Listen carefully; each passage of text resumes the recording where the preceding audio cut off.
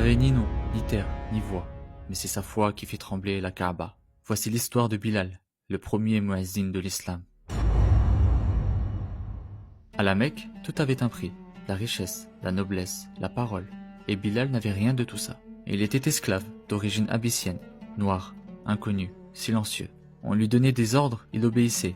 On ne lui demandait pas son avis, il se taisait. Mais dans ce silence grandissait une force que personne ne soupçonnait. Un jour, il entend un message nouveau, dans les ruelles, entre deux murmures. La ilaha illallah, Muhammad Rasulullah. Il n'y a de Dieu que Dieu, Mohammed est son messager. Ces mots ne venaient pas d'un roi, ni d'un noble. Ils venaient d'un homme honnête, qui parlait droit, sans élever la voix.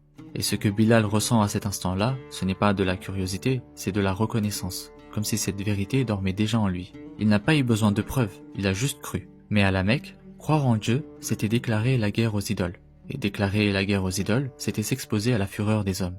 Son maître, Umayya ibn Khalaf, découvre sa foi, et ce qu'il voit l'obsède. Comment un esclave ose-t-il croire librement? Il décide de l'écraser. Bilal est traîné dehors, déshabillé, allongé sur le sol brûlant. Il suffoquait, mais il ne parlait pas. Alors ils le frappèrent. Et il parla, un seul mot, encore et encore. Ahad, Ahad, l'unique, l'unique. Pas pour provoquer, pas pour défier, juste pour tenir debout, dans sa vérité. La scène est publique, les passants baissent les yeux. La foi de Bilal dérange autant que son silence. Mais un homme, lui, ne détourne pas le regard. Abu Bakr, il voit plus qu'un corps, il voit une âme que rien ne peut soumettre. Il s'approche, il achète sa liberté, et offre à Bilal ce que personne ne lui avait jamais donné, le droit de se tenir debout. Désormais libre, Bilal reste aux côtés du prophète sallallahu alayhi wa sallam. Il ne parle pas beaucoup, il écoute, il prie, il observe. Il n'a pas soif de vengeance, ni de revanche, il attend. Pas un miracle, mais le bon moment. Car il le sent, un jour il parlera, et sa voix aura du poids. À Médine, Bilal était déjà la voix de l'unicité. Il appelait à la prière chaque jour, au cœur de la communauté naissante. Et 8 ans plus tard, le prophète revient à la Mecque. La ville qu'il avait rejetée, aujourd'hui, elle s'incline sans combat. Et Bilal est là, prêt, pour lancer l'appel le plus symbolique de sa vie. Ce jour arrive, la Mecque est ouverte, sans combat. Les idoles tombent, le silence règne sur les toits de la ville. Les compagnons entourent le prophète. Ils attendent.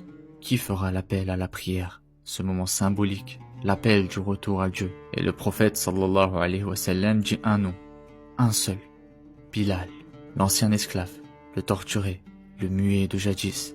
Il gravit la Kaaba, il s'arrête, le monde entier semble suspendu. Il respire et il appelle. Sa voix fend le ciel de la ville, elle descend des toits, elle entre dans les maisons, elle touche les cœurs, elle fait pleurer les puissants.